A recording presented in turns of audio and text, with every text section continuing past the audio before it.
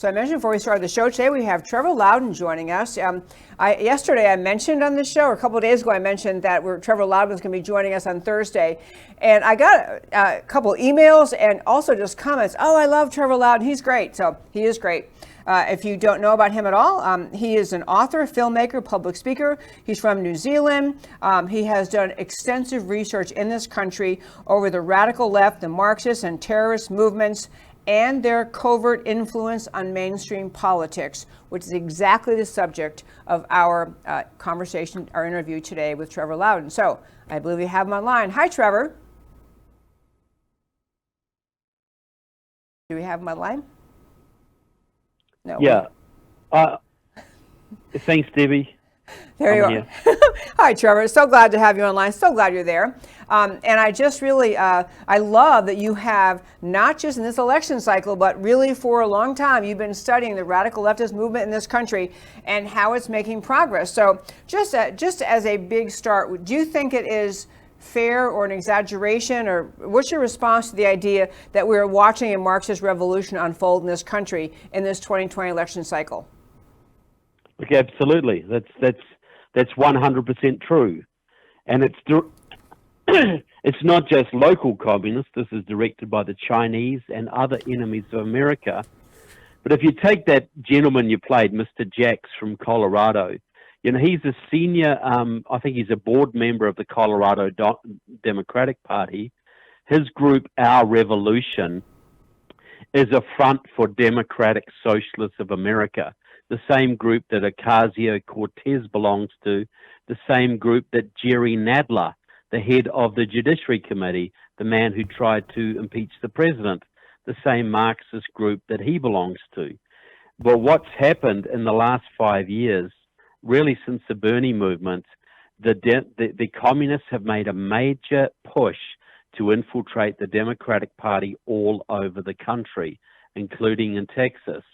And I appeal to any moderate Democrat out there, please understand this is not the party of Harry Truman or JFK anymore. The communists have taken over your party. And if you're going to vote them into government, you're voting for the suicide of your own country. That is the harsh reality today. I'm so glad you put it in such stark terms, and I've been saying exactly that for a long time, although you're far more educated and you're far more deep into the weeds of the kind of organizations that are infiltrating America, the kind of communist sympathizing, communists themselves, Marxists, whatever label they put on themselves. You're far more familiar with them. And I want to dive in and talk about, we've been watching the riots in America, riots in the streets. We had them here in Dallas, all over the country, and destruction of property in Portland. It seems to go on and on and on. But you wrote about, I'd love to have you describe for our listeners, the ties of radical Chinese individuals, organizations, and maybe the Chinese Communist Party itself to the organizations that are actually funding and orchestrating these riots. So would you just lay it out for us how China's involved in the riots in American cities? Yeah, you need a little bit of history on this. See, Communist China the Communist Party in China is hanging on by its fingernails. That's only about 800 families that run the whole country.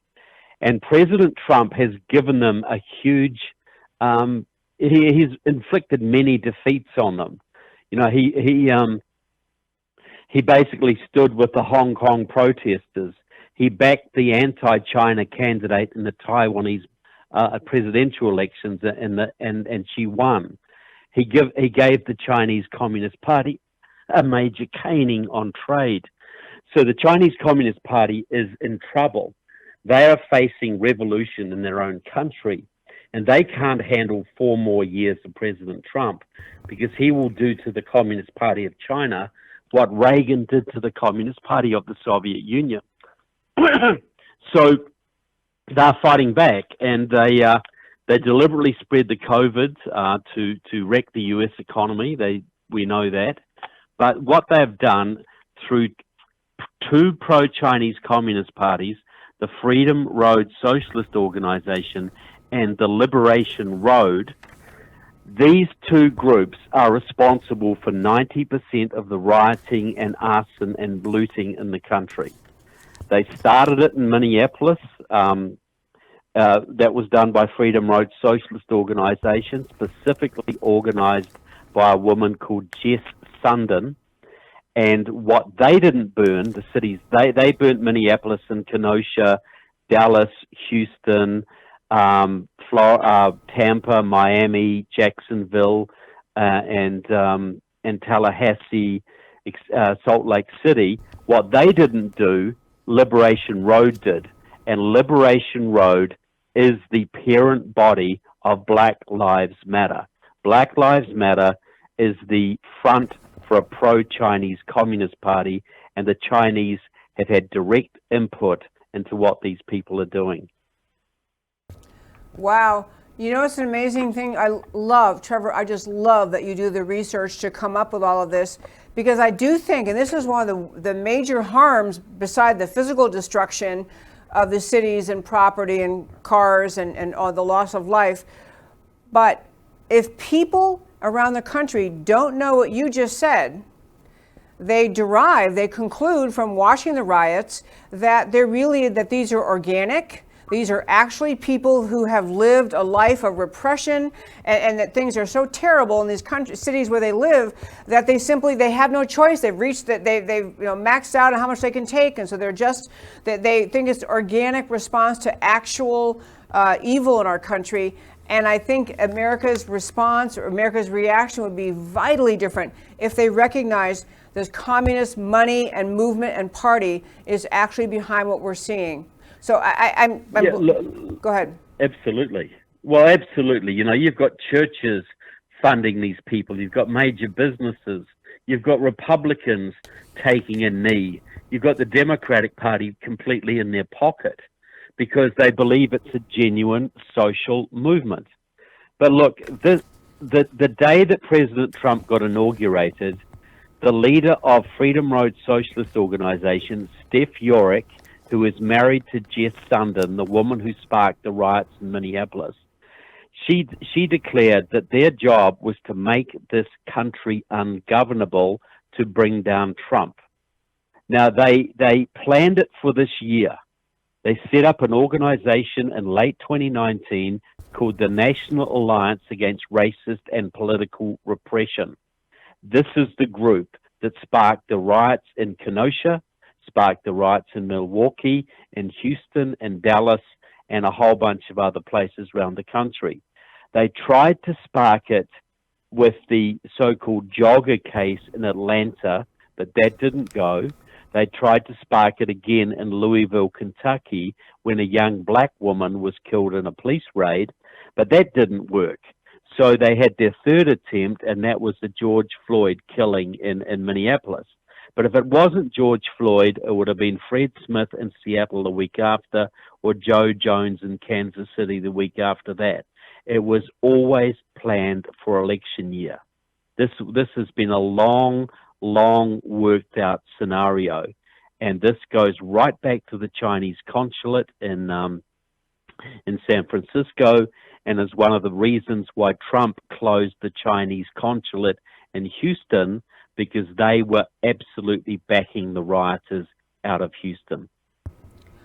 I'm so grateful that you've uncovered all this, and I honestly think this, as I say, it would be election changing, it'd be country changing if enough Americans understood this, because I do think there are people who are just thinking, they think America's a great country, but maybe they don't understand really what repression is occurring, because otherwise you wouldn't see this. It's the same thing actually, and I don't know if I talked to you back in the days of Occupy Wall Street, but the Occupy Wall Street had the same political climate effect on Americans. Many Americans were disgusted, but a lot of other Americans thought, wow, I didn't realize things were so bad in this country that we had to have this movement. And that was also an orchestrated, bought and paid for movement, right? Look, that was run by exactly the same communists who are running the Black Lives Matter movement. But see, that was based on class. The rich 1% were oppressing the 99%. And that's the old traditional Marxist paradigm. You know, the workers will rise up and take the wealth of the bosses. But see, that doesn't really work that well in America, because class is very socially mobile. You can start out dirt poor and end up very rich in America. You can start out very rich and end up dirt poor too. But race is always with you. So the real, and the Chinese, the Maoists, always focus on race. So this is the same people that did the Occupy movement, but the race issue is far more explosive and far easier to get a major movement going. So you would say the Occupy movement was a trial run. When they burnt Ferguson, Missouri in 2014, that was another trial run. And this is when they're going full on. They are really trying to have a revolution in America. If they can get Joe Biden to win the election, we will have a communist America. That will be the situation. And that might sound a little bit shocking to a lot of people, but that is exactly what we are facing here. That's what I want to follow up with you on. So I think you're absolutely right, and I'm thrilled with all this information, and I'm going to push it out as far and wide as I can on this show and other ways I have in social media. But on the subject of Joe Biden and the market and this, what will occur if he were to win, is the idea, you think, because I know that in America, and I think you and I have talked about this, in America, we had a kind of slow rolling movement towards socialism and Marxism, and we had incremental change and changing assumptions about the importance of the freedom of businesses to function without excessive government regulation, and we grew slowly, incrementally toward leftist ideology. And so we had, the idea of more and more people dependent on the government, but that was sold as, well, we're just trying to help people.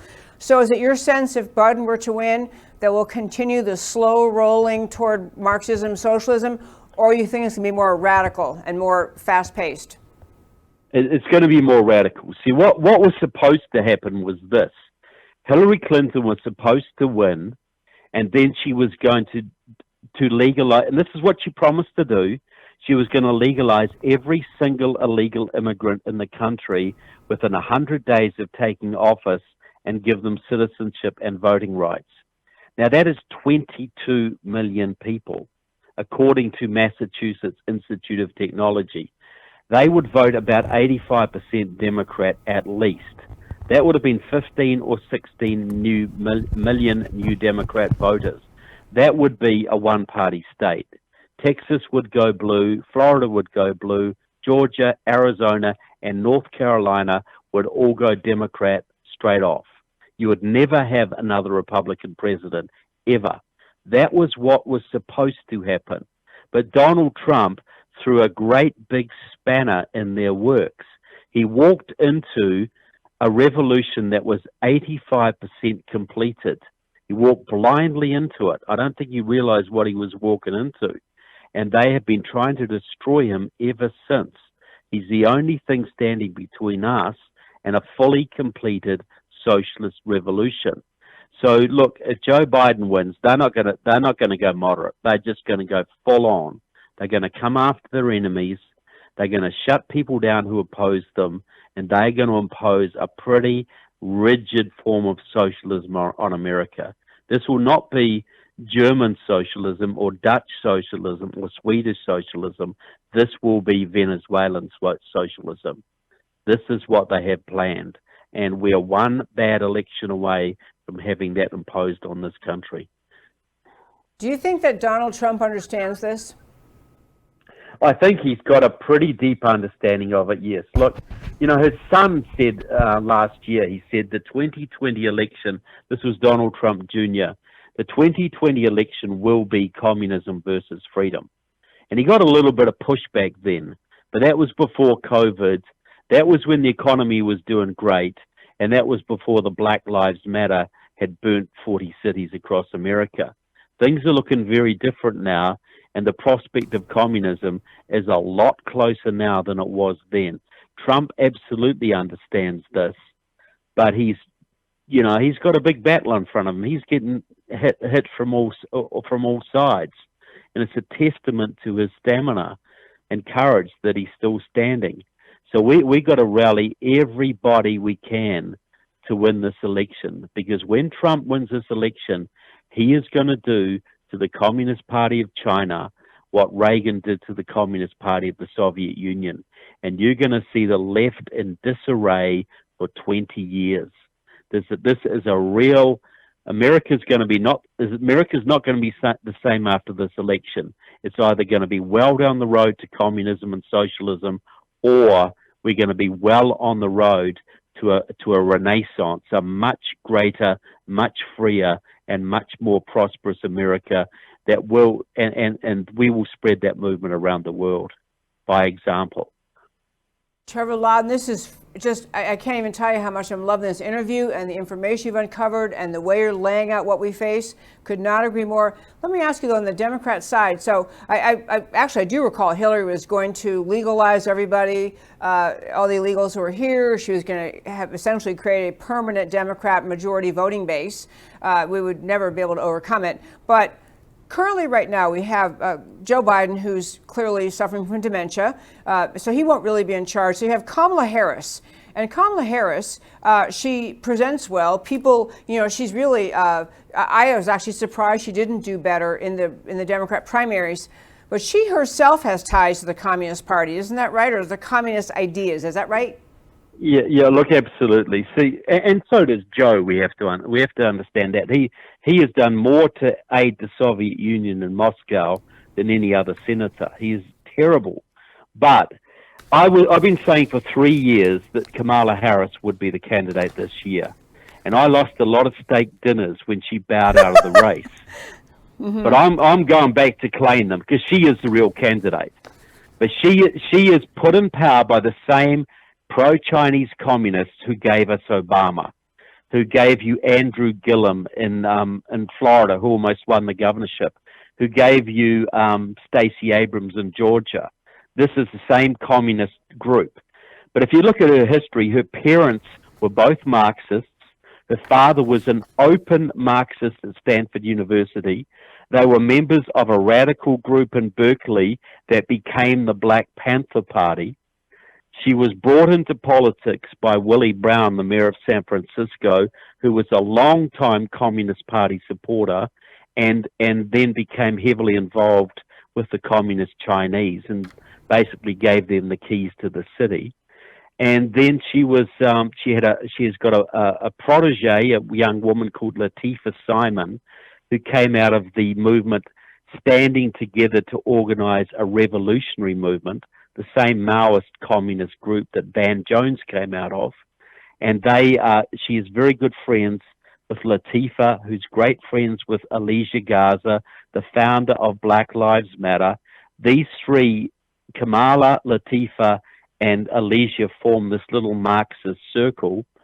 And she was, her husband's law firm is heavily involved with the Communist Chinese, Doug Emhoff, and she was elected to her 3 elected positions, the DA in San Francisco, Attorney General in California, and U.S. Senator from California by a man called Steve Phillips, a former Marxist, Leninist, Maoist from Stanford University who married into a $2.2 billion fortune and was the man who got Obama ahead of Hillary Clinton, the man who almost elected Andrew Gillum, almost elected Stacey Abrams in Georgia, and has backed Kamala Harris in all 3 of her races. And this man, Steve Phillips, actually was a friend of Maya Harris, Kamala Harris's sister, at Stanford, and got Maya Harris's husband, Tony West, put into number 3 in the Justice Department under Obama. Kamala Harris owes her entire career to pro-Chinese communists. That's where she comes from. Trevor Loudon, these are things, what's so interesting, I will say a little bit of a bright light here is that I think that everything you're saying is profoundly important and so important to understand and to tell your friends who are maybe thinking that they're maybe not going to support President Trump because they don't like his tweets or something, to have them understand seriously, the consequence of this election could not be more dramatic, and to have any petty, silly, childish reasons to vote against Trump for something petty like that when we see what's at stake. But my real point I was going to make is that I think that all of these people, what you're describing, their connections and their affiliations and their backgrounds, you don't see the Democrat Party bragging about this. You don't see what you're saying to most Democrats would be news. It'd be shocking news that the connections that Kamala Harris has, the communist, Marxist, Maoist movement, to what to Biden. All of it would be dramatically shocking news. But the good news about that is the Democrats know they can't win if they run openly on what they believe in, because they know the American people actually don't want what they're trying to sell. Do you agree? Look, absolutely. Most, 80% of Democrat voters out there are patriotic Americans who love their country and believe in the Constitution. Same as most of the Republicans. They just don't understand that their party has been hijacked. If Americans understood the consequences of this election, they'd crawl a couple of miles on their belly over broken glass to vote for the president. Because if you think we've got chaos now, you wait and see if Joe Biden gets elected and Black Lives Matter is your police force. When Kamala Harris is coming after her enemies. We have seen just a taste of what we're in for if those two get into the White House. And I know there's a lot of Democrats listening right now who are as patriotic as can be. Please understand, I'm not against your party. I'm against the infiltrators who have taken your party. President Trump has got more in common with most traditional Democrats than Joe Biden or Kamala Harris would ever have. That is very well said. Actually, as many people likely know, President Trump was more or less a Democrat until he came along. And actually, his victory in 2016, I've said it many times, it put a roadblock up, a boulder in the road in front of the Democrat mission to move this country, the Democrat Party's mission to move the country over the cliff to socialism. They were shocked that he won and shocked they had to be in these battles. But going back to something you started with, I want to kind of close with this too. You are saying that this, all we've been watching, all of the violence arising out of these various police incidents, the violence itself was planned ahead of time as part of the Marxist overthrow. They were waiting to have an incident they could claim instigated protests, but it was always cooked up along. It was always planned ahead of time anyway, just waiting for the right incident, and finally happened to be the one involving George Floyd in Minneapolis. So what is your sense, though, about the number? I mean, there are thousands of rioters in the streets in Minneapolis and Portland. Do all those rioters understand what they're participating in, or are they just been worked up into fervor, or are they being paid? Why are they all participating in this? Well, it's different levels of it. You've got a basic core of dedicated Marxists, which is probably 2 or 3%.